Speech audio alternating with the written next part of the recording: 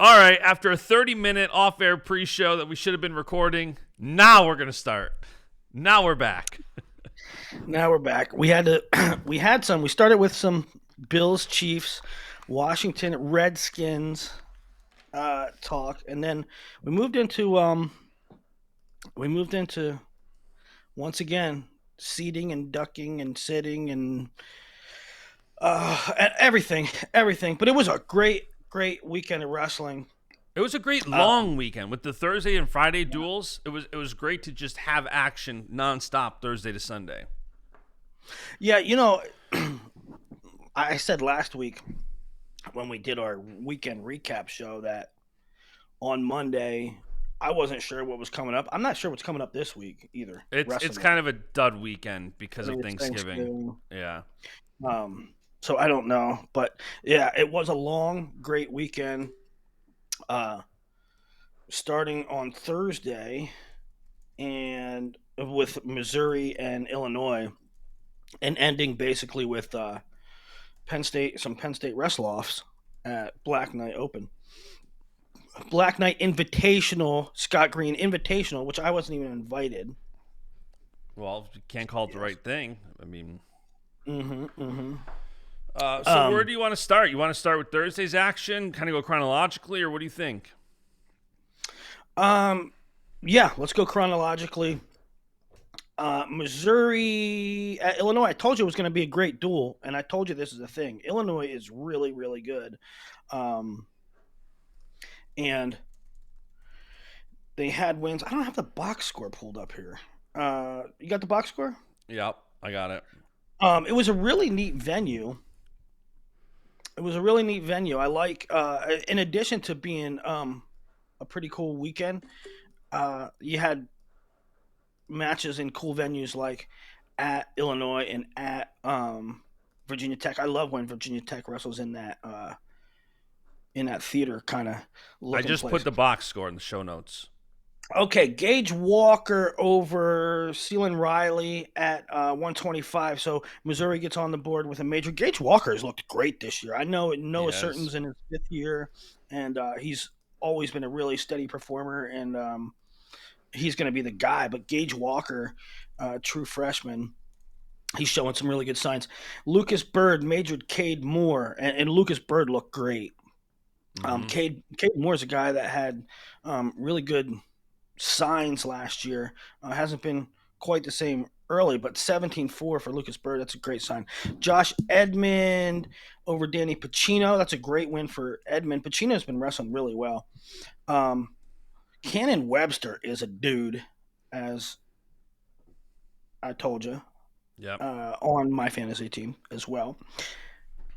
20-7 major decision over Logan Joffrey.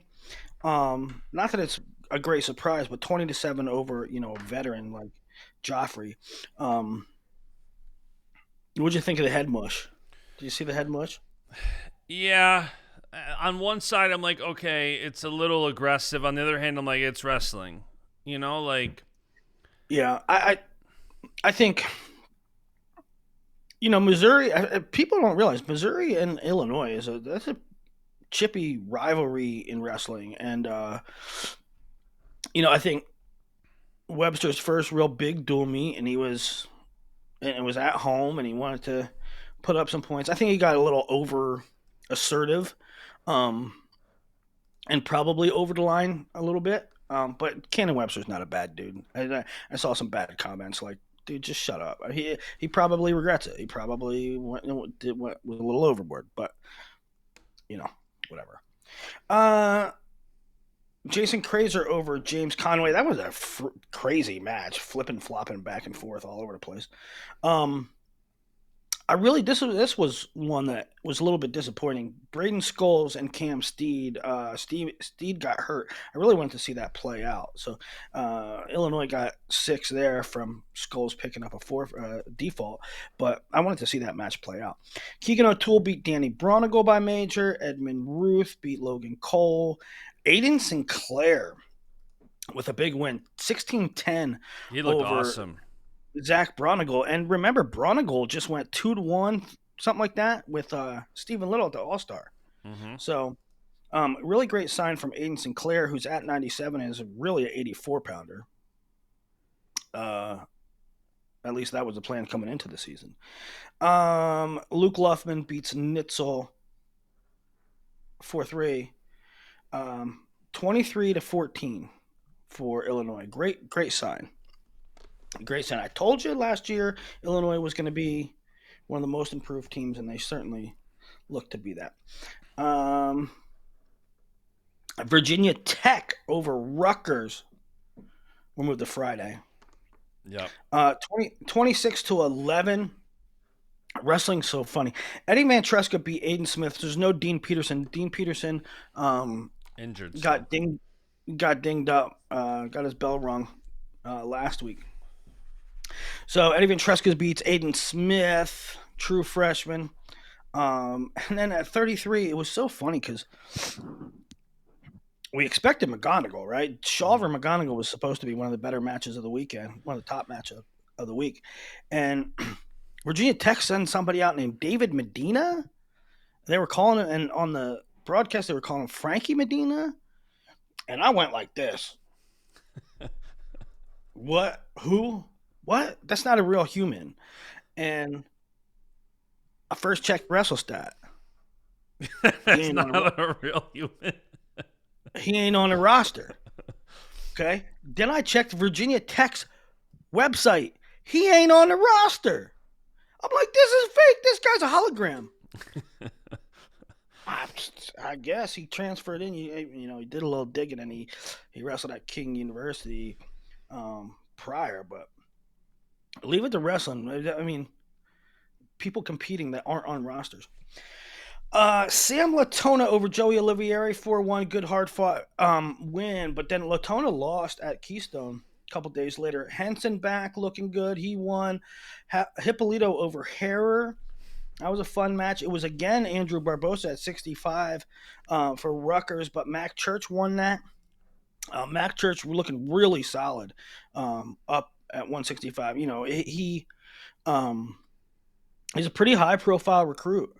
And I figured 49 for him. Some even figured 41, but I thought he would get a little bigger. Well, not this bigger. But he's been really solid. 10-8 over Barbosa. Lenny Wolak looked great. A pin over Jackson Turley. TJ Stewart lost again. I said he might have a fire lit under him from losing the week before. But no, he loses to Shane Cartagena Walsh, who apparently wrestled the position away from Brian Soldano. So a change. It looks like Shane Cartagena Walsh is now the starter at 184. I'm sure a win over TJ Stewart isn't going to hurt that. Well, and they sent both Soldano and him to the Black Knight to try to sort that out as well. They didn't end up wrestling because Ryder took them out one after another. Really? I didn't realize Walsh was at Black Knight. Interesting. Yep. So Ryder, we'll talk about it in a minute, but Ryder beat Soldano 4-2, and then watch that one. And then in the semis, the next match, he beat him 4-1. Gotcha. I didn't even realize that. 97, Andy Smith beat Poznansky 4-3. Jimmy Mullen and Slavakuski, that was a good match. I thought Jimmy made a mistake. So Slavakuski wins late OT. I thought Jimmy just made a mistake. But that's a good sign for Jimmy because, Slavakuski's AA material, or he is an AA, and Mullen's right there with him. But another good fun duel in a unique environment, 26-11 for Tech. What else? So the only other real news on Friday was, I'd say Spratley over Volk. Spratley beating Volk. Yep. And Earl from Intermat said going into the weekend, we have a group chat and not on text, but group DM on Twitter, and Earl said 125 is going to go off the rails this weekend. He said it before the weekend started, and sure enough, it's. I did a stock up report. 5 guys I thought won the weekend, and I put Spratley in there. You know, he's looked great. He's won some close matches this year. He's won some big matches now, taking out the number 2 guy in the country, Jorge Volk. And then he shows up to wrestle Figs on Sunday. Figs still injured. And I had said, and I put a poll out, and I said, should Troy Spratley be the new number 1? Because I said, if you are a returning national champ, you should absolutely start the season with the number 1 ranking. No questions asked. If you then get injured and someone shows up to wrestle you and you can't go, I do think that Troy should be the new number 1 and Richie should move down a spot to number 2, because I don't think injuries should protect a ranking. What are your thoughts? Well, I don't know. I don't think injuries should protect a ranking. However, I think that missing one match shouldn't affect it. If you look at their whole ledger, what Spratley's wins and losses, Figs wins and losses, Figs should be ranked higher. Now I get that if he were to miss like some prolonged time, or Spratley in that duration has better wins, especially this season, then I can think it's justified. What I think, and what I have been saying for a few years, is that you have a limited number of dates in college wrestling, right? And you schedule your schedule for a reason. Spratley wants to hit Figs. Alternatively, Figs should want to hit Spratley, but you have a limited number of dates. You can't make this up. You can't go back and say, well, I guess with Pac-12 now, with Arizona State in the Big 12, they'll meet at conferences. But the point remains, you have a limited number of dates. Those matchups have to happen when they're scheduled. And if you sit out, there should be a rule that there's a designated starter. Richard Figueroa is a designated starter for Arizona State at 125. If there is a dual meet where your designated starter does not wrestle, it impacts your seed. Put it in the freaking formula, because it's not fair. It's not fair to. Now I will say, because that was the only dual meet where he was going to see a ranked guy. So Spratley does not have another duel with a top 10, top 15 ranked guy. But really? But the one caveat to that is he could see some guys at the CKLV, including Figs, if Figs is back. Yeah. So, I mean, that's... I still think it should count in the seeding. I don't think it's a complicated process at all. You have a designated starter. If it doesn't wrestle, you get docked points. In the seeding, I'll go, right? Now, if Figs doesn't wrestle at CKLV, then we're in trouble. Let's say this. Let's say, because 25 is chaos, and it often works itself out with these number 1 rankings that don't really matter. But CKLV is kind of the one time where if Spratley wants to earn that 1, Richie Figs, if he isn't there, I feel like loses his place, because you will have Purdue, so you'll have Matt Ramos. You'll have Nebraska, so you'll have Caleb Smith. You'll have South Dakota State, so you'll have Tanner Jordan. You'll have Spratley. So you're going to see a lot of these top 125-pounders. I think like the top 6 guys are going to be there, plus some others. Yeah, so that's a good point. So that should get figured out there.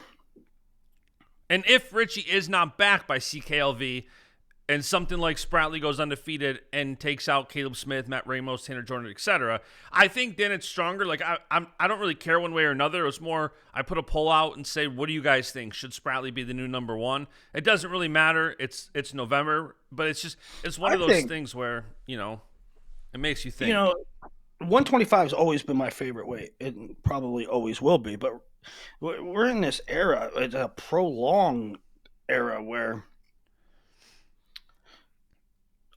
other than Spencer Lee, there's nothing stable. There's nothing sure. There's nobody that really stands out. There are a bunch of guys that could all hit the podium on any given weekend, and if they lost in the round of, if they went 3-2, um, you're also not surprised. Um, Yep. and all this chaos, for the chaos to still remain, for nobody to emerge, for the guys still to be, for like a Jury Volk, for him to be, mm, high one day and low the next weekend, to me, it just makes me more bullish on Luke Lillidahl. Uh, I I mean, don't think Volk's been up or down. I think he's been pretty consistent. I mean, he's only had 4 matches, but he lost to Antonio Lorenzo when? Last year? yesterday. No, he lost. Oh, I'm sorry. I'm still thinking Spratly. You're talking about Volk. Never mind. Yeah, I was still looking up something about Spratly. No, Volk no, has definitely not been not up and down. Spratley. Yeah. No, Volk has definitely been up and down. And so, I mean, It is going to be a Volk wait to won. watch at the CKLV. Like I said, the top 6 guys in the That's country true. should be there, plus others. Yeah, yeah. So that's where I'm at with that. Obviously I'm gonna work on crystal ball. And it's crystal ball week, baby. Yeah, we got to A do lot a of good, crystal ball show this weekend a lot of good changes coming, but um, I just am increasingly confident when when you see results. I don't care if it's freestyle, but you see Lillidahl with wins over Volk and Spratley, and then sort of the parity that exists at the weight. Um, I'm more confident that Lillidahl podiums now than 3 weeks ago, and I was confident then. But well, I mean, why can't Lillidahl win this weight? Really, Yep. No, I agree. I think I said that in our season preview show. Everybody called me a homer. No, no, you're not a homer. I mean, he beat two of the top guys in freestyle already, and he's about as consistent as they come in a weight that's totally inconsistent. And our national champ hasn't been wrestling too much, and the other guys have been picking each other off. So And he looked great this okay, weekend. He had a 19-4 tech, and then he beat Kurt McHenry 8-2, and then 19-4 tech in the finals. But we'll get to that in a few minutes. okay, that was Friday. Saturday was the Navy Classic. Did you erased my notes? That's what happened in here. I You didn't goof. erase any notes. I only Absolutely, I you only did. add no, I only add notes. No way. No way. I had all the results. Oh, I know why. Here they are. I had Oh, them. issue a public apology. Public apology. I had the. I had the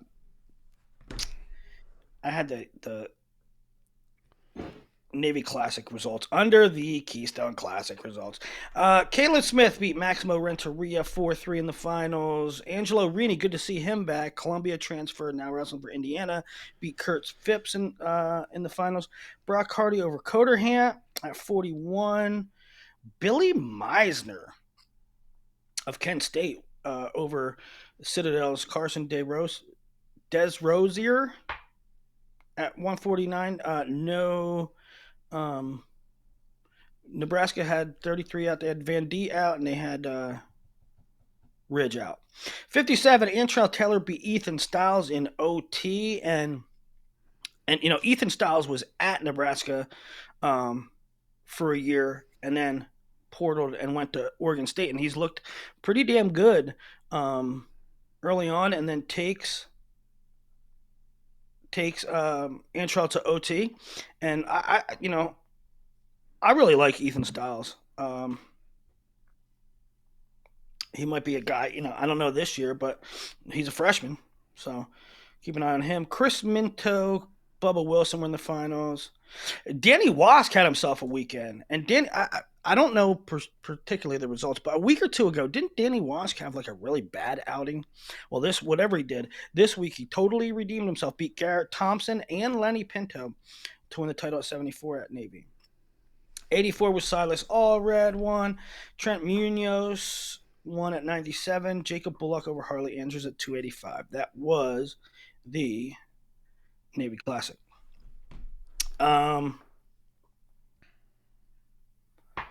Oklahoma over Wyoming. I tell you what, Oklahoma, Wyoming, there was some wild ass things going on. Lorenzo beat Volk. Moshe Schwartz beat Cole Brooks with a really weird flurry. Go check out my Twitter for a video of that. That was crazy.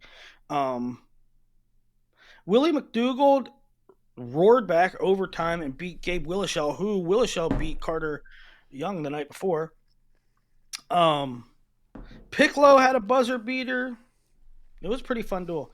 That was Oklahoma, Wyoming, 27-6. Purdue over Princeton. Princeton has a pretty good first four.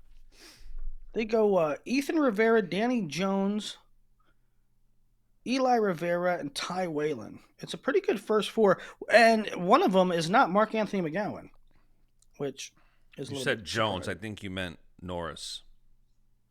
Danny Jones? For Princeton. Yeah. I'm talking about Princeton. No. Dub Barton boy. So Purdue, Princeton, Chattanooga, they all wrestled. Utah Valley over Presbyterian, yada yada yada. All right. Bear Claw was one of my guys. I've continued to set his stock up. I think he just continues to look good, and until he loses, I'm going to continue to beat that drum. Well, when we get done with the weekend, let's go your stock up report. Let's talk about Iowa State. Iowa CyHawk Dual did not fail to disappoint. Did not fail to live up to expectations. It was an awesome duel, good wrestling, awesome environment. You know what? I was really surprised. Iowa State wrestled twice a year forever, and Oklahoma State wrestled twice a year forever. And I tweeted what I thought would be like a not controversial tweet, and that they should wrestle twice a year and home. And some people were like, well, some of the Iowa tough guys were like, why? So Iowa State can lose twice a year? And then did you see my beef with the Iowa tough guys? Mm-mm. Oh my gosh! Sometimes no matter so. In the most Iowa thing ever, Iowa was only tweeting about matches they won. And I quote, that was funny. And I quote tweeted it, and I said, "LOL, so Iowa that they only tweet out the wins. Like they only tweeted about 2 of the first 5 matches." And I'm like, and I was genuinely laughing, like, what an Iowa thing to do. And of course, some of these Iowa fans come at me. And I'm like, guys, this isn't a personal dig or vendetta towards Iowa. It's funny. It's the most Iowa thing ever. The majority of college athletics programs, especially like in wrestling, they'll either do play-by-play or a match update. So people who don't have BTN Plus can see the results. And I had everything from... I agree. It is the most Iowa thing ever, and I like it. I love it. Lead into it, right? I think it's pretty cool. I think it's silly, but I didn't care one way or another. I just thought, like, I went to see, I was going to make a graphic with all the scores, so I went to Iowa's page real quick to grab a score of one of the matches. I'm like, what the heck? And so I had to go to Iowa State because, like, you don't see, and I was going back and forth with a few people, like Joe Kania thinks that, okay, that's what they should do. Well, I'm like, no, Twitter is a communication tool as much as it is marketing. Like, you got 100,000 fans. What, maybe 10,000 are watching on BTN Plus? Maybe. Like, they want to see what's happening. If you just went by Iowa Social, you would have never known that Teamer got injured. That's not what they should do. That's all. I mean, it's a basically their SID, right? Which means information, not It's not Instagram that's more of like a marketing promotion. Twitter especially is really for communication and keeping fans updated. And I just thought it was so funny. Again, I just thought it was the most Iowa thing ever. And there were people, some of the responses, one guy told me I should have just spent the $10 to watch the duel if I wanted scores. One guy made sure I knew the final duel result as if I like it's just some of these tough guys. And I know it's not yeah. everybody. It's there's crazies in every I fan know base, but you gotta make sure you say a couple of individuals and not the fan base oh, it's because 100% not the fan base. There's a lot of great Iowa fans. no, I know, but I'm guilty often of saying they came at me. They right, and then the 97% of them that aren't they say you're painting the fan base with a broad Yeah. brush. It's also funny Fair that enough. like I'm literally I really I, I was just praising whoever looked good. Iowa or Iowa State. I don't have a dog in the fight.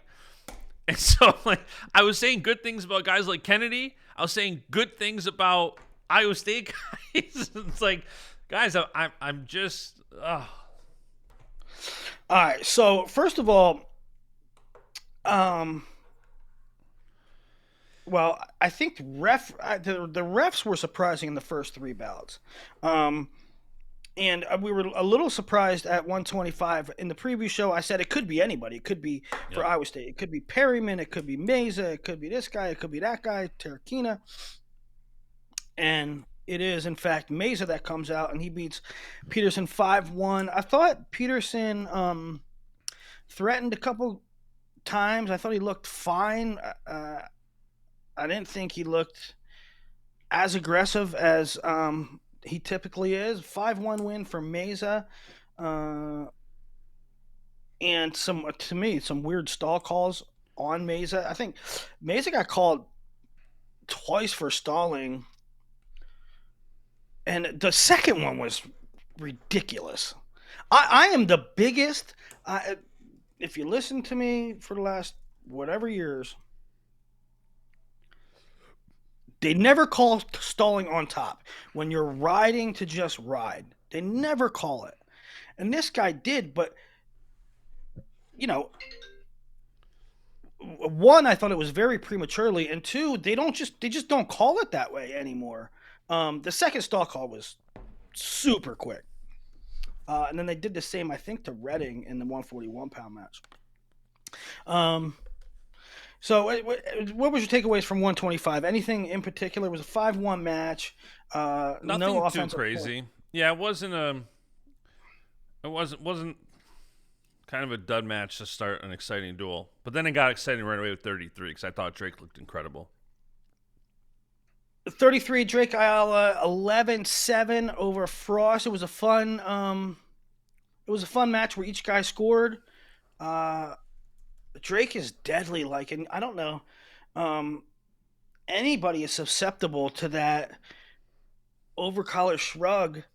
And I mean, boom, you touch him, and you're putting yourself at risk, right? I mean, as soon as contact is, you're susceptible to it.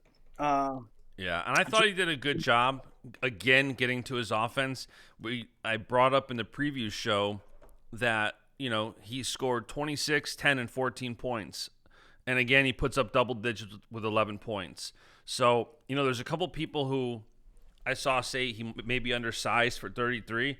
I don't know, 4 matches in, he's putting up double digit points in every match. I think it looks pretty good. well, I got an update on that. I mean, not an update, but I think on a show with you at some point, I said the I think it's before the season even started, but I said the door will be open for Drake to go down to 25. Yeah. Like that might be an option. He gets to 33, um, and you get down the weight after the summer, and then you're like, all right, you know what? I could make 25 comfortably. He might do that. Um, there's no plans to do that.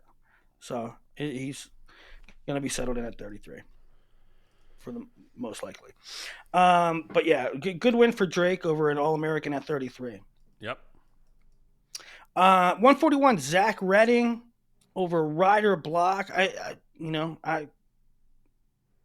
always say Zach Redding is a really, really valuable asset. Doesn't get enough love. Um, they've used him in a million different ways over the years, and a good win in a big spot over Ryder Block, who's very high profile prospect. 5-4. I didn't think Block did too much. It was Peterson and Block had troubles getting out from bottom. Was the revealing thing to me. Yeah. Yeah, neither did too much. Reading did enough to win, though. And we had said in the previous show that if Iowa wanted any chance, they were going to have to win 2 out of the first 4. And they did that. So going 3 matches in, they won. Yeah. They got 2 of those wins they needed. Yeah, and so then it's 6-3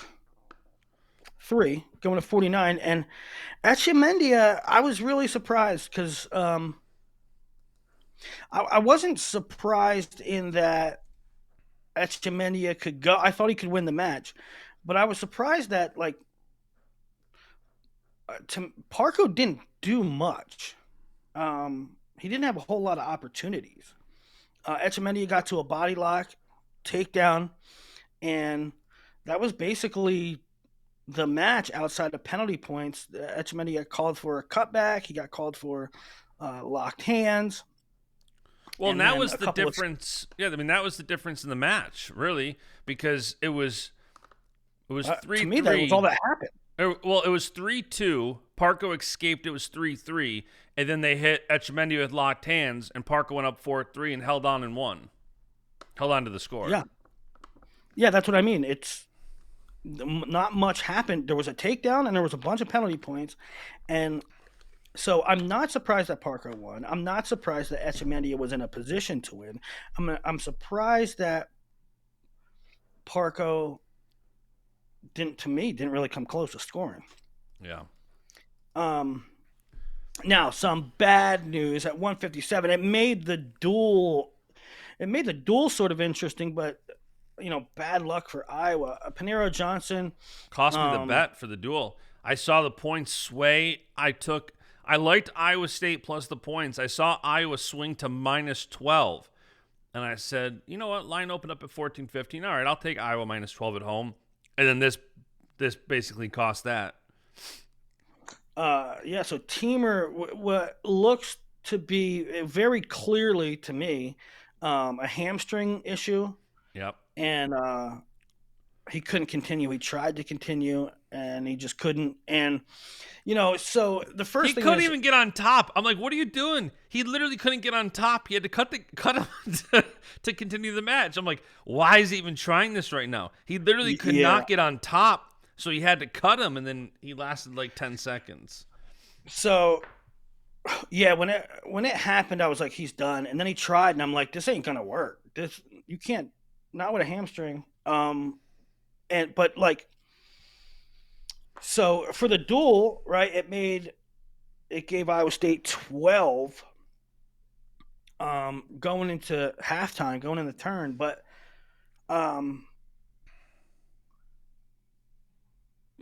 now we're all doctors, right? And I'm looking at it and I'm like, it looks clearly like a hamstring to me, but I don't think it's a tear. Because if it was a tear, he wouldn't have got up and tried it. There's no way he could get up and try it. There's no way. However, he was on crutches like right after the match. Yeah, but that doesn't. You're gonna be on crutches whether it's a tear or a pull. Yeah.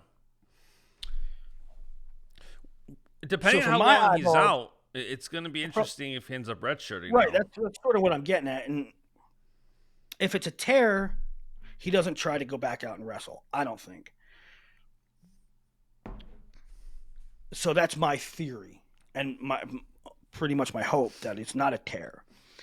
But some people are saying that he grabbed his leg up by his butt, and when you do that, that's a sign that it is a tear.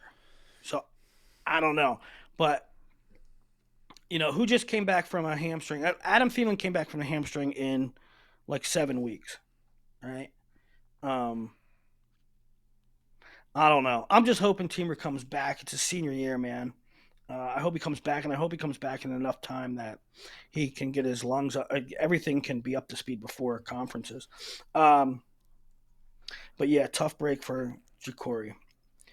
Um, so that had the score. What was it? 12,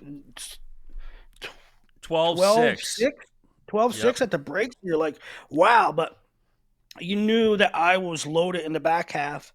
Um, Michael Caliendo comes out, and you know, I've been effusive in my praise of Caliendo.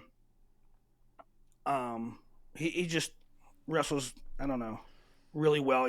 All positions. He's creative. He puts up a lot of points.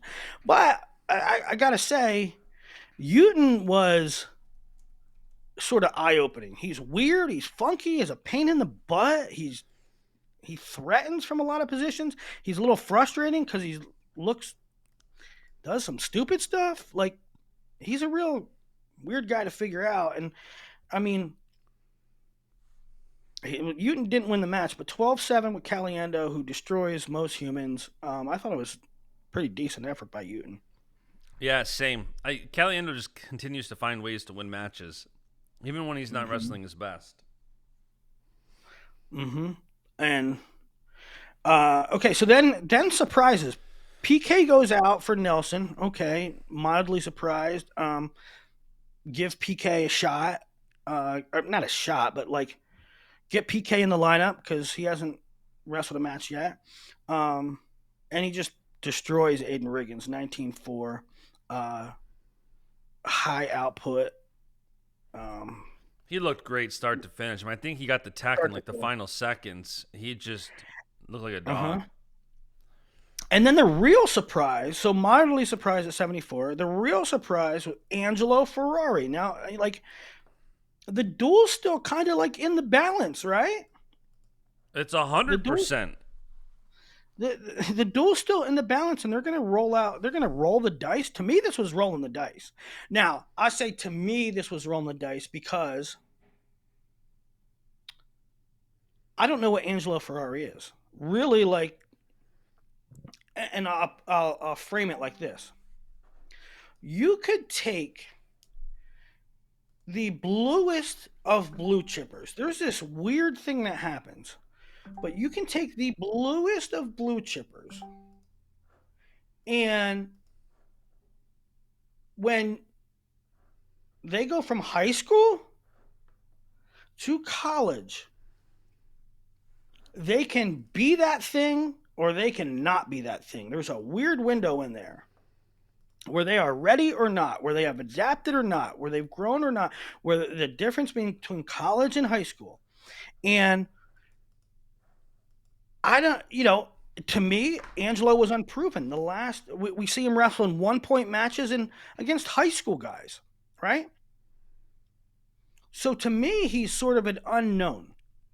And to me, he's sort of rolling the dice. Tom was sort of rolling the dice here in a rivalry duel that is in the balance. However, to Tom, it's different because he gets to see him in the room every day.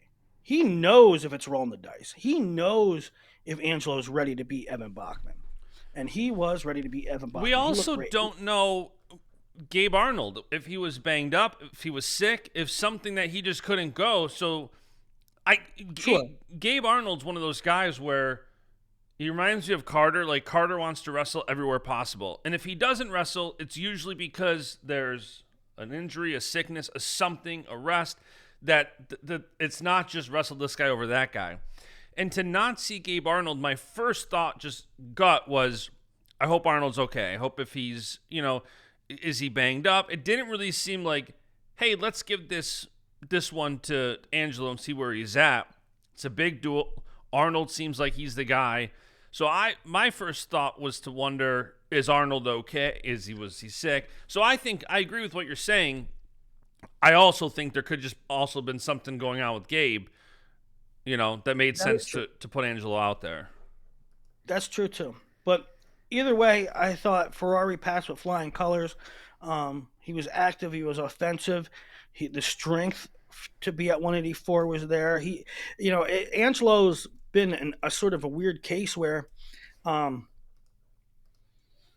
he was at 60. He was 57, uh, 52, 57, 65 in high school. I thought he'd be 75 for Ironman his senior year. He wasn't. He was still at 65. And so, like, he was big as a youngster and then sort of still hovered there for a while, but he had this frame that he could get big. And so, you know, is he 65? He was 74. Is he 84? Is he going to get real big and be a 97? Well, I think that at least right now, he's big enough, strong enough for 84 against most guys.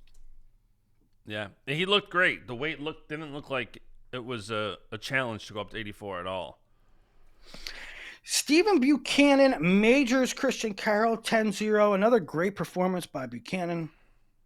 And Buchanan then looked Buchanan looked awesome, and to 10-0 major a tough kid like Carroll is impressive. Also worth saying, a year ago this week, Carroll wrestled at whatever tournament he was at, weighing 257. That is crazy that he's down 60 pounds from where he was a year ago. And he looks lean. He looks like he did it healthy. But yeah, Buchanan looked awesome. Yeah. And then Younger over Keeter and 7-2. And, yesterday I was like, you watch the duel, you go to bed, you wake up, and you're thinking about the duel. And I just, I put out a tweet that this Iowa team looks different. There's something a little bit different about them. And I got like mixed review. Well, not mixed reviews. Most of it was Iowa haters. Um, yeah, well, they still won't win natties. Yeah, well, it's November. Yeah, well, they bought 90% of them where they bought their team. I don't want to hear that. Um, that is idiot talk. I am fully aware of what Ja'Cory Teamer was at Arizona State. I'm fully aware of what Stephen Buchanan was at Oklahoma. Um, it is not lost upon me that these guys are transfers. What I'm saying is what they look like, how they're wrestling up and down the lineup. All right? I'm fully aware that they were somewhere else before. I'm saying that they are putting up a lot of points. They look fresh. They're wrestling through positions. And frankly, they're wrestling with more athleticism than any Iowa team in recent memory.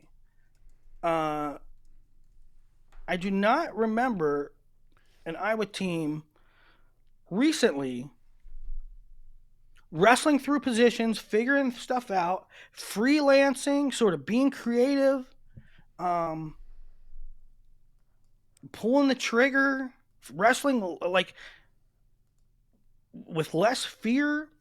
There was a time, I mean, for a long time, Iowa's been really meat and potatoes, and I want to say risk averse. And if there's a scramble to be had, don't get into the scrambles. Just stay at home and reset. And I think they're wrestling more fluid. Um, I That's an observation. I could be wrong. I don't know. What's your thoughts on that? No, same. I was joking with you about the transfer thing too. And, that's obviously just a surface level comment, but I agree with you. I think these guys are performing great. And I think if you look at it, Caliendo didn't wrestle his best, I don't think, still put up 12, still found a way to win. Patrick Kennedy scoring 19 points. Ferrari debuting in Carver Hawkeye, wins soundly over a 15th ranked Evan Brockman. Buchanan majoring Christian Carroll, under the lights in an important duel. Ayala getting to his offense. I thought Iowa top to bottom overall looked great. Mm-hmm. I did too. Now, I think what you have to wonder if you're Iowa And it really doesn't. I mean, frankly, it doesn't matter because I mean, Tom Brands and the Iowa Hawkeyes will tell you the goal is the goal. The goal is to win national title. But if you really want to look at it realistically, Penn State's going to win the team title. Iowa really needs to separate from everybody else. Yeah. And so I think if Peterson and Block would have showed a little more, um, then you might consider like what's Penn State Iowa line up like. But I think with the other 8 pieces, and even the potential of Peterson and Block, I'm not totally writing them off. Um, but I think I was sort of pulling away from the rest of the field. I think it's Penn State, Iowa, rest of the field, except maybe we'll get to Oklahoma State. I don't know that Iowa right now would be favored in more than 2 matches in a duel against Penn State. Yeah, well, that's my point, right? So like, Who would you favor? I'd um, say Buchanan at 97 and maybe AL over Braden. uh, depending if Teamer was healthy. Yeah. Yeah, if Teamer's healthy, you got to favor him over. Yeah, you got to favor him over Kasich. I'll roll the dice with Kasich. I think he's the best 57-pounder in the country right now. Listen, you're talking picks versus favored. I know. You mentioned Penn State, Iowa to look. By the way, are you going to that duel? I think I'm going to take Freddie. You want to go? End of January. Yeah, maybe. Where's it at? It's at Penn State, obviously. Yeah. Yeah, Yep. if you're going, maybe I don't know. Um, is it at Bryce Jordan? I don't know. So anyway, as of November 25th, I think that Penn State, Iowa,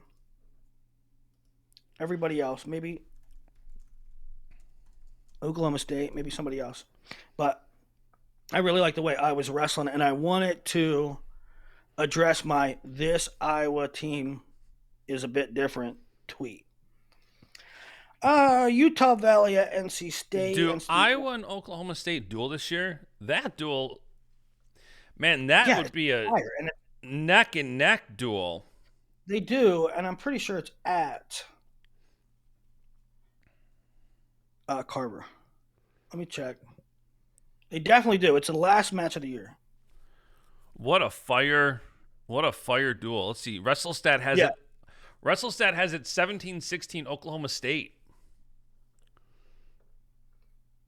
yeah, it's at Carver. Sunday, February 23rd. I'm going. I gotta go. I gotta go to that one. Also, February 23rd. Want to hear a funny story? Yep. Want to hear a funny story about? So, February 23rd. My grandmother, who, she was a Italian immigrant basically, and they were old. They were old when they had my mom, and so they were really old grandparents, and just matter of fact, and so for 100 freaking years, her birthday was February 23rd. And one time I called her when she's like freaking 85, right? I'm like, hey, grandma, happy birthday. And she goes, well, thanks, but it's tomorrow. And I'm like, she's losing her mind. I'm like, what do you, grandma, your birthday's been the 23rd for your whole life. What are you talking about? She's like, it's tomorrow. So, whatever. Okay, grandma, have a great day, right? So I call my mother and I'm like, what, grandma lost her mind. She don't even know her own birthday. And she said, no, like the government sent her papers, like her birthday was actually the next day, like when she was like 80. So I thought she was losing her mind, and she probably was, but just a really weird story about February 25th. Anyway, Yeah, that's gonna be a fire duel. Um, of course it is. oh man, I'm looking at the. I want to just do the whole duel. We got time, but Like we'll do it as it gets closer, but yeah, it's We are not previewing that duel right now, you don't want to do your picks for Iowa Oklahoma State. which is February 23rd. Not the day after. Okay. Yeah, some people are talking about this. Binghamton, Brown, Buffalo, Cornell, Clarion. A lot of people are beside themselves. Not a lot of people. Some people are like, man, Buffalo is really down. I mean, they're looking rough. Yeah. Give Donnie some time. He's going to be fine. He's already recruiting really well. Stutzman did not leave that program in good shape. They I was watching the Friedman Center was packed for the Buffalo Cornell duel. I had it on, and I mean, Cornell's backups are beating Buffalo. Buffalo in their last 3 duels have scored a combined 2 team points in 3 duels. Yeah, that's crazy. But give Donnie time. It was going to be a rebuilding effort. Some guys left, and what was there wasn't even good to begin with. But Donnie will right the ship. I'm not under the delusion that they're going to be Penn State, but he'll get a good program there. He's already recruiting really well. We got to get my home team going good. You Buffalo people need my help. Just call me. All right, Sunday. Before we get the big story was the Black Knight and Arizona State, Oklahoma State. But let's talk about before we get to Kasich, Facundo, and Penn State talk. There was the Roadrunner Open, which AJ Ferrari did not wrestle at. How are you not going to wrestle at your own thing? He did a clinic in Jersey instead of wrestling in his home tournament. Well, my thought on that was I've obviously been working with these wrestlers for years, not AJ, but others, building their websites, helping them on the brand side. And I have seen a lot of times where camp and clinic requests will come in for 3, 6, 12 months ahead of time. So my initial thought, and maybe it's naive, is this was something that was pre-scheduled before he even committed to Bakersfield to see. And listen, whether he should have canceled it or not, different story. But I do think this was something. I don't think this popped up 2 weeks ago and he said, hey, let me go take this. I'm assuming this was something he had scheduled back in May and he followed through with it. Flew across the country. I cancel it. Whatever. Ohio State over Hofstra 38-6. George Mason beat SIU. Ryder beat Wisconsin 28-12. Oof. So they won 1, 2, 3, 4, 5, 6, 7 of 10. They won 7 of 10 against Wisconsin. Little Rock over Northwestern, which was a surprise. I saw you got somebody tweeted at you, worst line of the weekend. Yeah, it was like Little Rock -7, I think. Easiest lock of the weekend. That was a good one. I didn't see that line. Yeah, Chris Cannon got pinned in a defensive fall. Brennan Van Hoek over Sam Cartella 3-2, which is a nice one. I'm high on both. I'm high on Cartella. Minnesota over Campbell. Here's another one. Minnesota blank Campbell and Gable teched Gadiali, but Campbell did the funniest thing ever, wanting to start that duel at heavyweight. that is the premier matchup. Number 1 versus number 7. Gable Stevenson. And you start the duel with that? How do you not let that be the headliner? I don't know. Get him in, get him out. But it's funny because a couple weeks ago I tweeted, when Gable announced he was back, I said, name a guy that the college fans loved more than Gable. I mean, he was getting applause at Yanni. Road duels. I mean, Gable go here, Gable go to Penn State, Gable go to Iowa. Everybody loved Gable. Everybody just appreciated his talent and his greatness. And I tweet that everybody loved him, and 2 seconds later, everybody hates him. Like, Well, I think it throughout the seems course of like they his hate him because he's old. Like he's not even old compared to a lot of the recent graduates. there's a lot of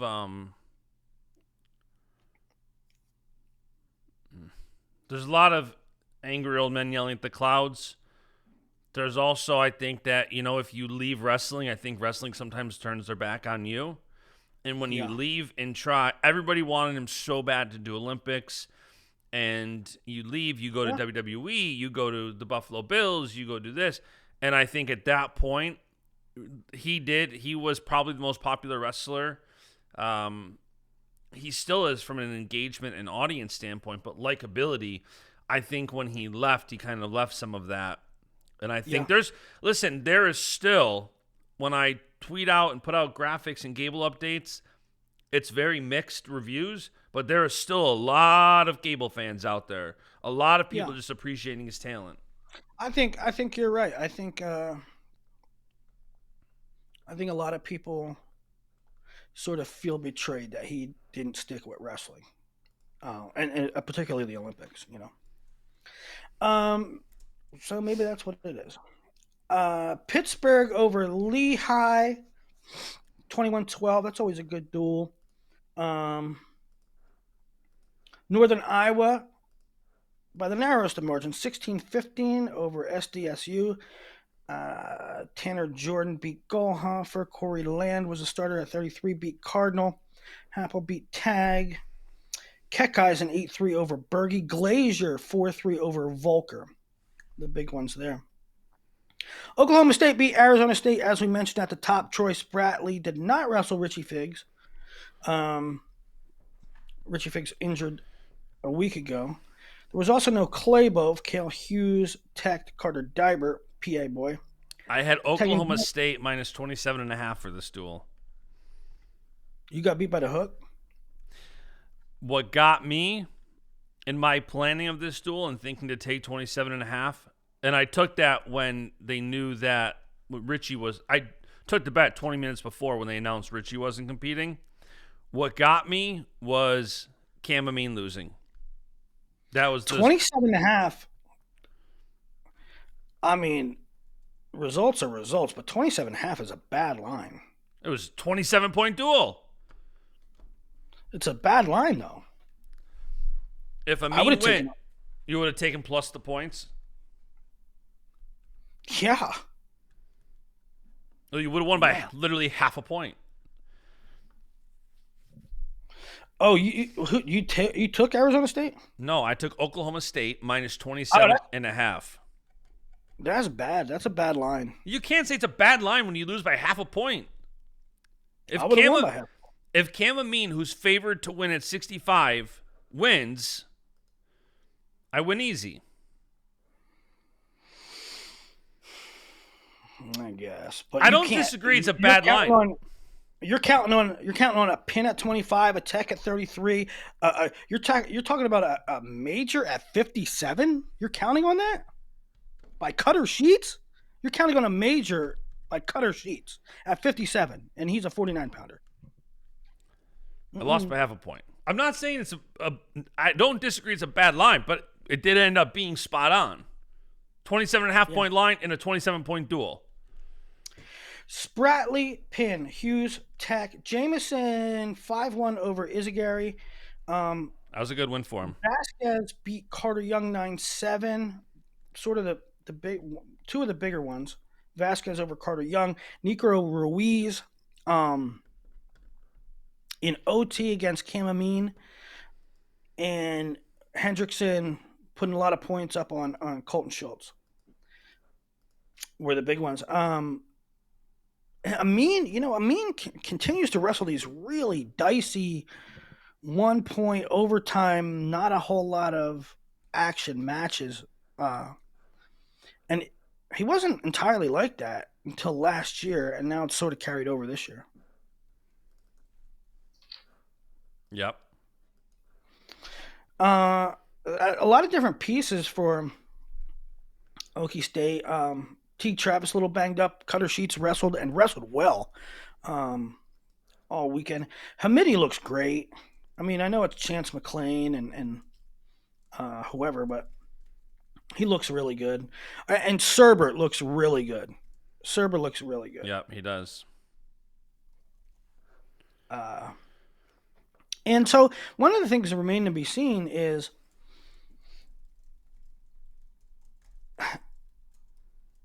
Penn State guys always jump the level. They always improve from the time the season started to the time the season ended. You know, you look at that crystal ball stuff, or I'm not saying my crystal ball, but you look at it through the lens of what they are to start the year and what they are to finish the year. And Penn State guys always rose a little bit. Will we see that, and to what degree, out of David Taylor's staff, out of Oklahoma State now? And so I think Oklahoma State is wrestling really well. I think they're probably going through the individual. I think they're probably wrestling better than March of 24. Right? So they've this summer, this fall, they're in the right place. They've been doing the right things. They've jumped a little bit. They've improved a little bit. Will we even see that going through the rest of the season? And if so, that's great signs for Oklahoma State.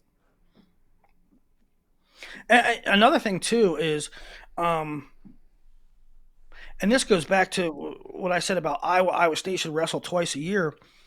There's a lot of dark clouds about wrestling. Are we going to see reduced scholarships?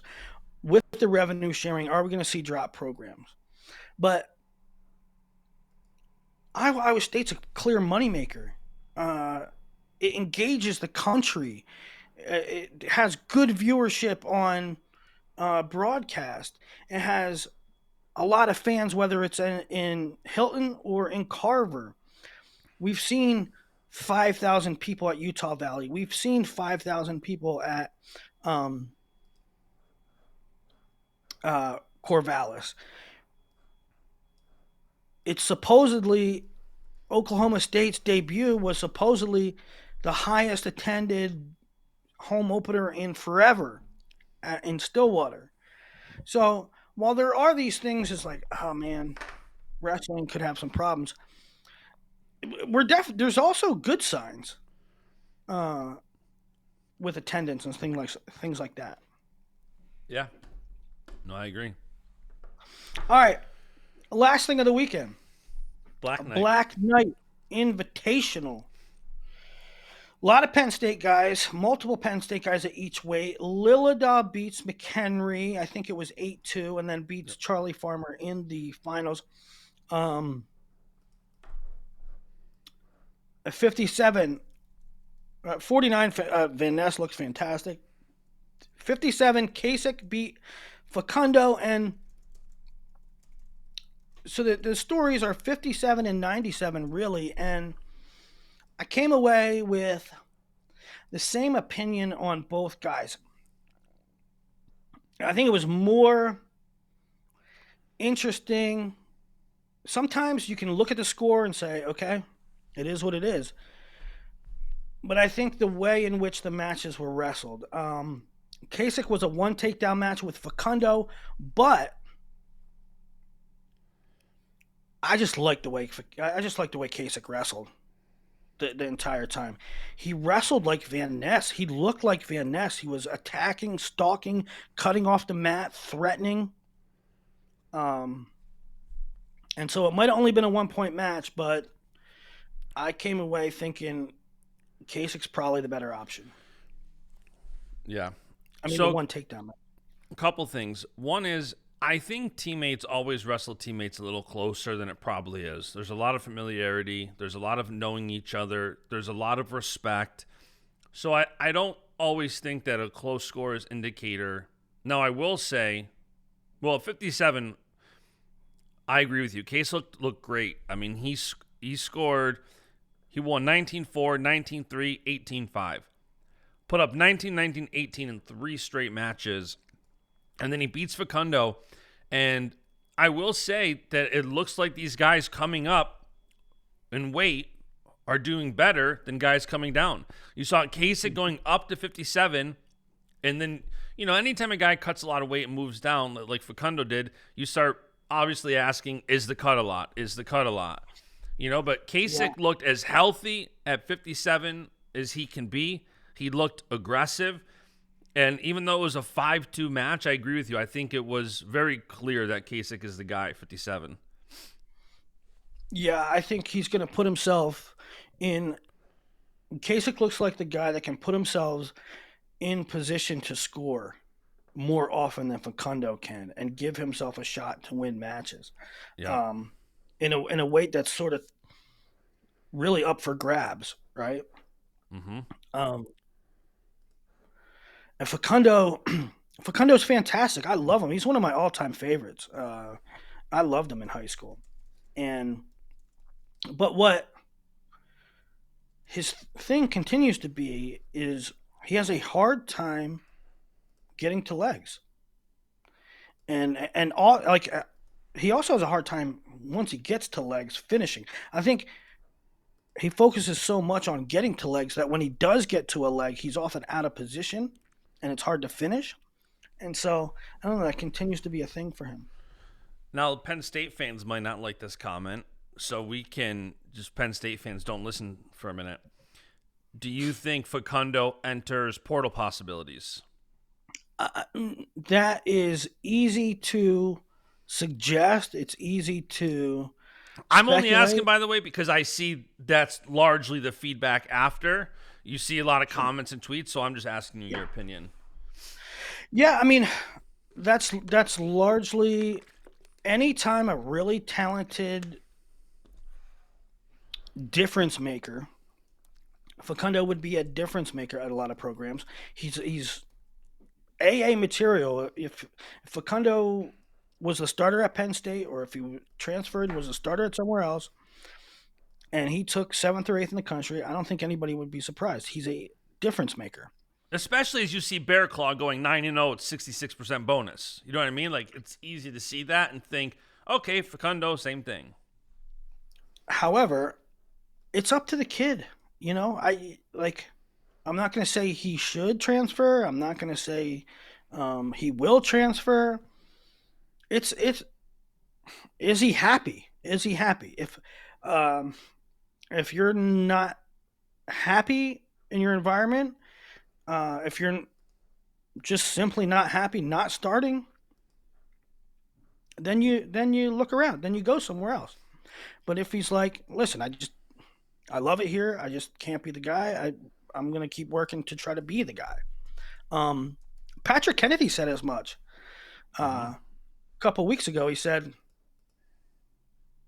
he's not looking for money, he's not looking for a bag, he's happy where he is, and so that's the mentality of a lot of kids. So I'm not going to say he should or he will. I don't think if he does, anybody should feel bad about it. That being said, we're going to see a lot of good problems at Penn State. And for as much as has been made about Penn State's embarrassment of riches in terms of talent, it really hasn't reared its head too much yet. But it's coming because you have Facundo now, who is a clear podium candidate. You have Seeley. You have Henkel. And with the development of Barr looking like the starter now, and Marisola, who Barr just beat, and Zach Ryder, where exactly does Henkel fit in? Well, let's talk about Barr. Let's talk about 97, because when we did our preview show, I FaceTimed Josh Barr after you did not put him in the crystal ball because you were unsure. And I'll say two things. So Josh Barr may be the wrestler of the tournament in my eyes. He gets a pin. He gets another pin. He beats Marisola 11-0 and then beats Cochran 10-1. I mean, I just said a couple minutes ago that a lot of times you see these closer matches between teammates. There's a lot of respect. There's a lot of familiarity. And he looked great. I mean, the matches looked like he was big brothering them. And to do that up at 97, and we know how good both of these guys are that he beat. And it's like Barr has solidified himself, in my eyes, in his eyes, as the guy now at 197 for Penn State. And right away I had some people like, all right, so what's your expectation as far as where he stacks up? And the good news is for Penn State fans who want that question answered, he's going to face 3 of the top 6 guys at 197 in his next 4 matches. He could see Beard, he could see Stephen Little, and if he's back, he could see Rocky Elam. And then later in the season, in duels, he'll wrestle Stephen Buchanan in the Iowa duel, Jacob Cardenas in the Michigan duel. So he has one of the toughest schedules you can have where you want to see where this guy is well before the postseason. You're going to see it. He's going to take on the top 5, top 6 guys in the country, basically everybody but Ferrari. Yeah, and we'll find out. I mean, I thought that the Marisola win was eye-opening. I mean, Marisola is a guy, blue chipper, top of the heap at 195, 220 in high school, took down, made world team, took down Aaron Brooks at the Olympic trials, and for Josh to win as handily as he did was really eye-opening. Now the Lucas Cochran one, that was a 2-0 match until the third period. Mm-hmm. When Josh got a big play, and I think Cochran, I don't know, Cochran was pretty defensive in that match, so there wasn't a whole lot of opportunity for Josh. But I think the Marisola win was, to me, it was more impressive than the Cochran one, but both are impressive, and it probably solidifies the spot for him. And so now, and it has to be a big confidence boost for him. Like, it's probably a relief, like, okay, phase 1, earn the spot, check, right? Mm-hmm. Now, let's go beat some national dudes. And the schedule's there for him. So let's see how he does. Again, I go back to it. I didn't have Josh in the crystal ball. I didn't have Serber in the crystal ball. They'll go in this week, and we'll see. When your brain hears Cochran, what's the first thing you think of?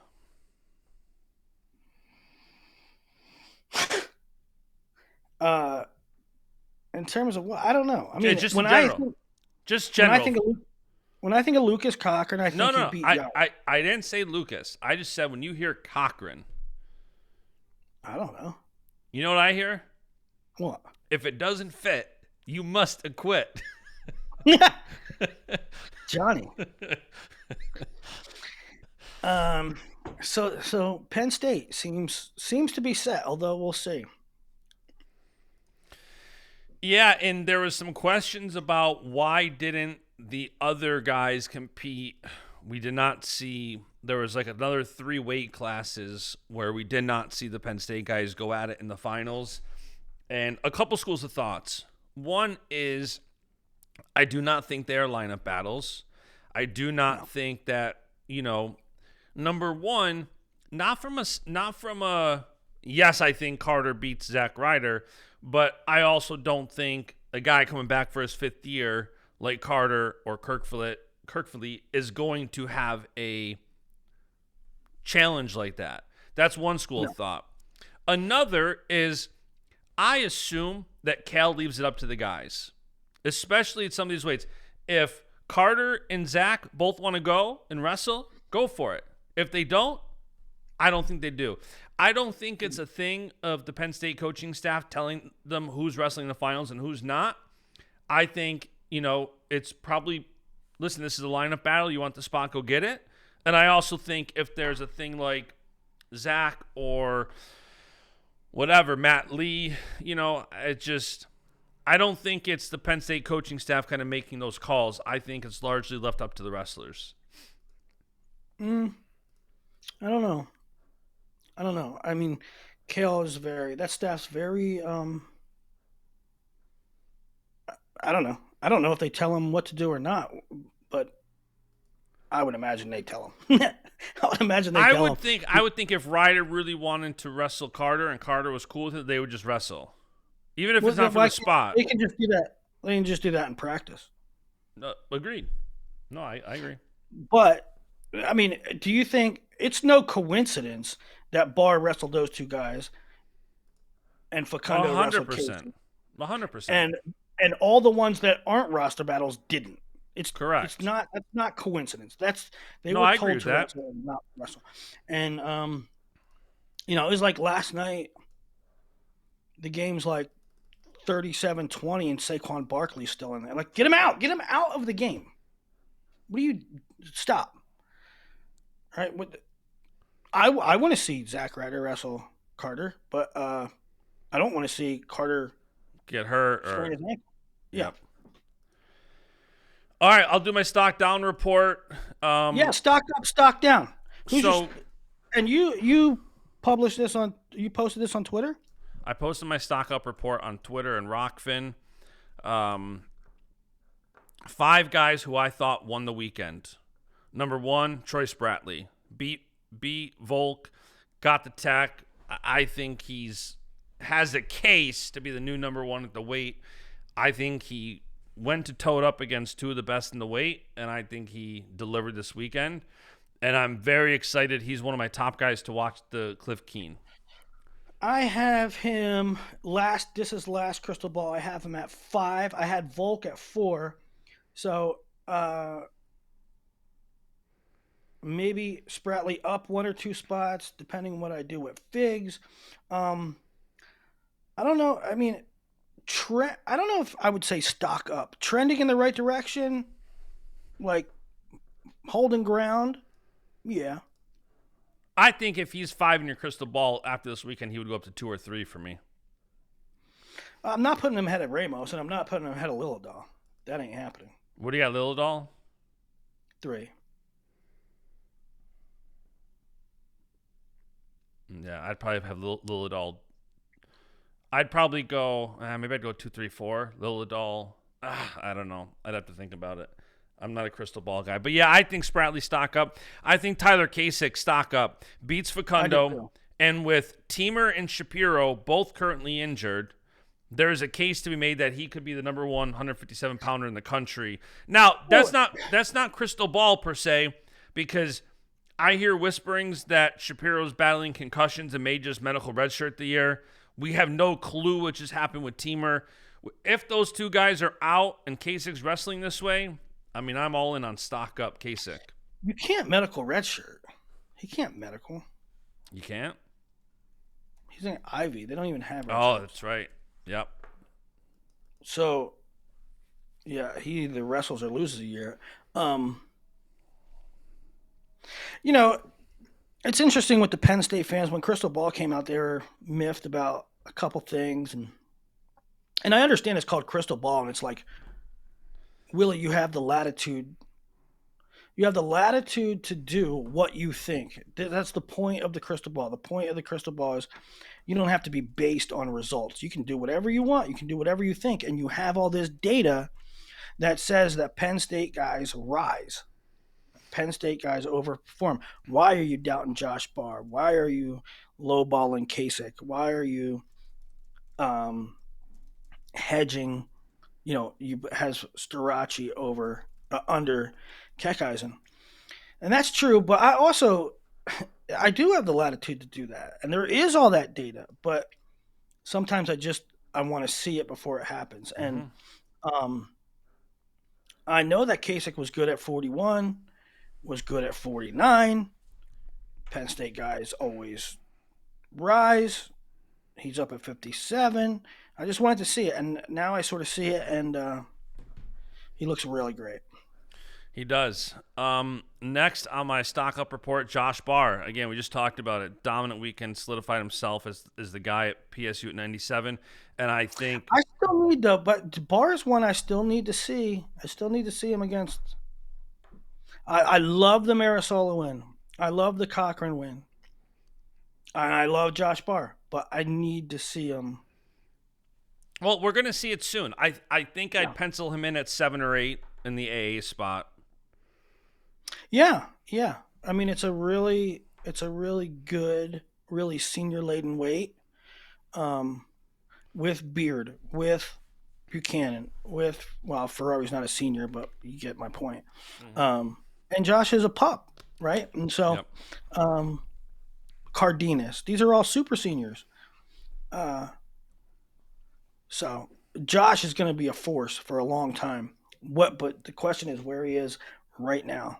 And so I think conservatively, I personally would slot him in a crystal ball at 7 to 8, and then see how he let me does tell against you these. where let me tell you where 7 and 8 is right now. 7, 8. Yeah, I think you're right. It's Trey Munoz, Michael Beard is 7, 8. It's a loaded weight. Um, Buchanan, Elam, Cardenas, Salazar, Ferrari, Little, Munoz, Beard. And then the next group is Glazier, Bronigal, Poznansky, and Carroll. Do I think that Josh Barr is in that tier? Hell yeah.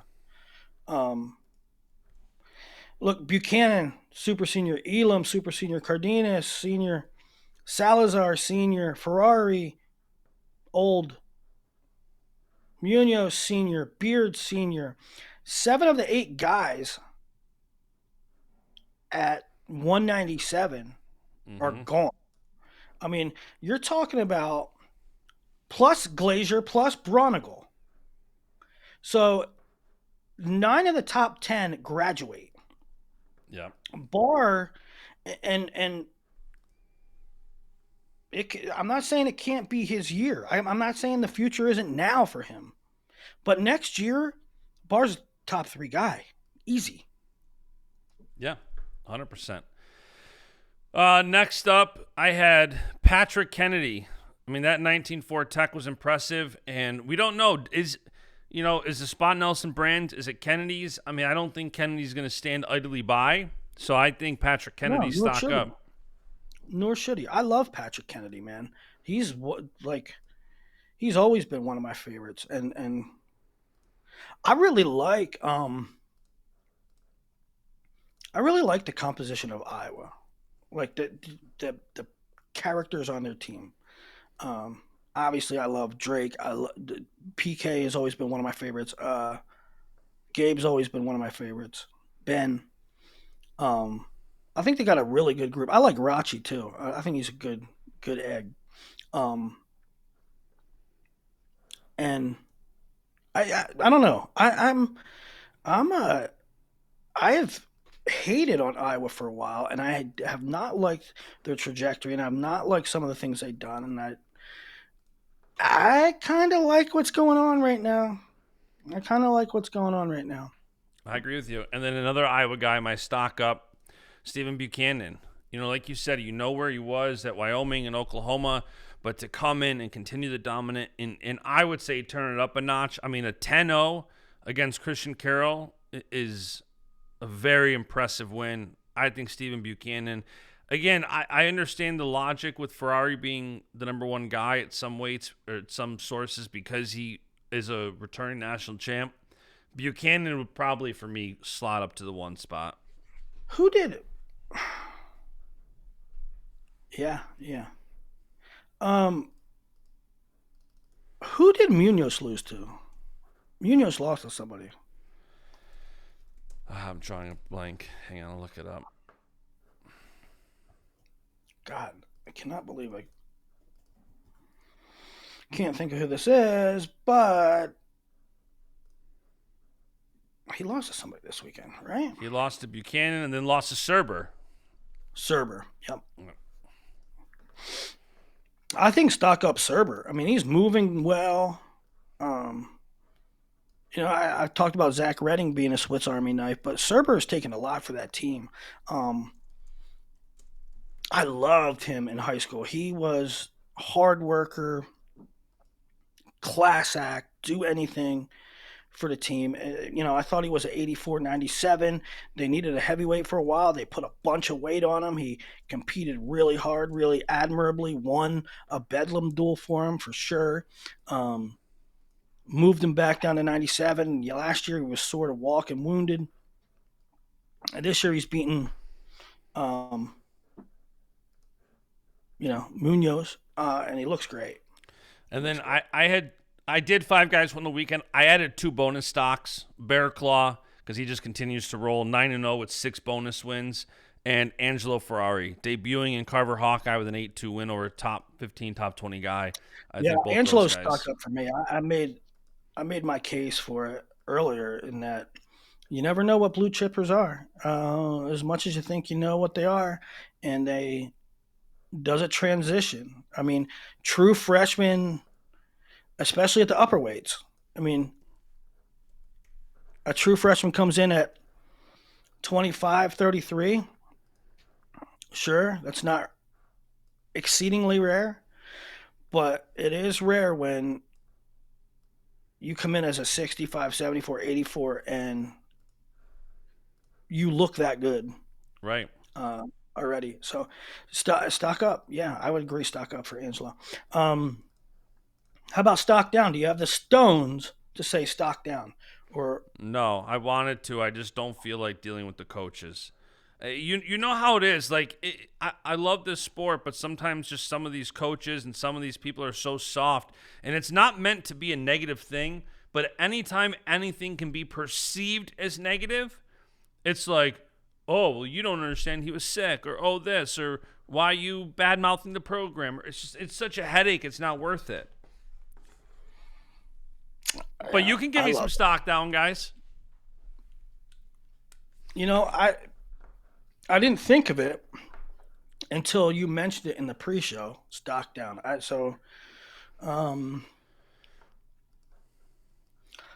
Stock down. I mean, I usually give people grace in the beginning. Like, okay, TJ Stewart, right? Yeah. TJ Stewart, he lost last week. I said, give him some grace, and we both said it. Not stock down for this guy, but stock up for the guy that beat him. Yep. And I don't think stock down for TJ. I think TJ takes a while to find his footing. I just think once he gets in the middle of the season and he gets his discipline right, I think he's gonna be fine. It is also too, like, part of this is also just for as far as stock down, because that's not the only reason. It is still, these guys have 4 or 5 matches. It is very hard. Like Cam Amin, he's lost 2 matches in overtime. I don't know that I'd fully go stock down Cam Amin, but if he lost a couple more, then I'd be like, okay, stock down. It is still so early. Times too, like, to me, it's not just in the wins and losses, but it's in the way they win and lose. Yeah. I always say the phrase "in the deed," like how it was done, and he just doesn't seem aggressive enough to like want to snatch the win. Yeah. So I wouldn't say stock down, but I would say Cam needs to get on his horse more, force the issue, go seize the win. Yeah. Other than that, I don't know. Stock down. I mean, I know Iowa fans are beside themselves about the efforts and the results of Peterson and Block, but again, early. They're both freshmen. Yeah, and I think you got stuff like that. It is still too early to stock down. I'd probably say after CKLV ish, you'll probably have a better case for who's. Right now it's a lot more stock up than it is down. But after around CKLV, then maybe I'll put one out. Latona lost to Evan McGuillian from Penn, but Latona takes some weird losses all the time. He lost to a kid from Franklin and Marshall last year. That didn't Latona one time like beat Vito and then lost to the kid from Franklin and Marshall back like to the back same weekend. Yeah. Yeah. So I mean, I'm not stocked down Latona neither. You know who I will give a bonus stock up to is Jude Swisher. The Keystone Classic didn't have that many great finals, but I will say that Jude Swisher beat he had like a tech decision, and then he beat Johnny Lovett 10-8. He's also got a win over Ed Scott this year, so he's wrestling pretty good, Jude Swisher. Hmm. Penn overall looked pretty good the first couple weeks. Yeah, they have. All right, that's the weekend rundown. Let's do Hey, a. what are you doing for Thanksgiving? What kind of we're talking meats now. What are we doing with Yeah. meats? Well, so right now, let me show you what's here's not a live look because I took it this morning, but I got 2 pork shoulders. Why? It's Monday. Remember when you did that on Labor Day? Um, one of our The funny thing is, Justin. The funny thing is, Snyder called me Friday morning, and I don't know. Snyder called me Friday morning.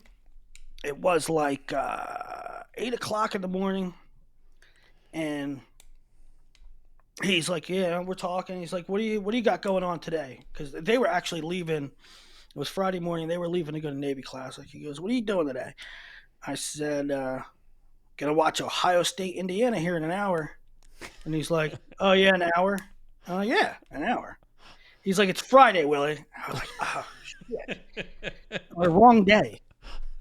All I do is eat, sleep, and rank. look at a spreadsheet full of rankings all day, and sometimes I don't know what day it is.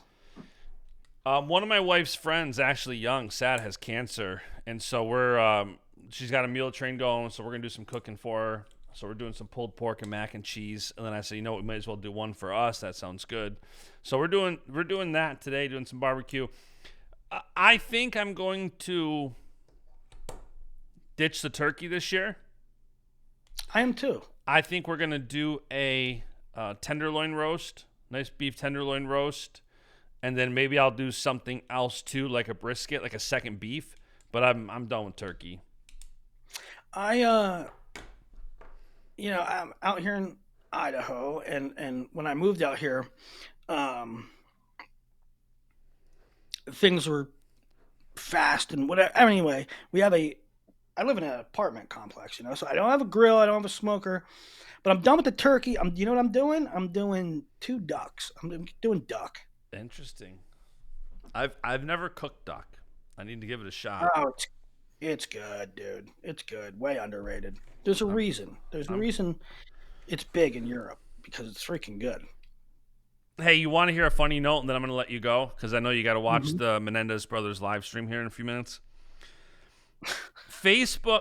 So apparently their court sentences might be overturned this morning. They might Insane. they might be getting out.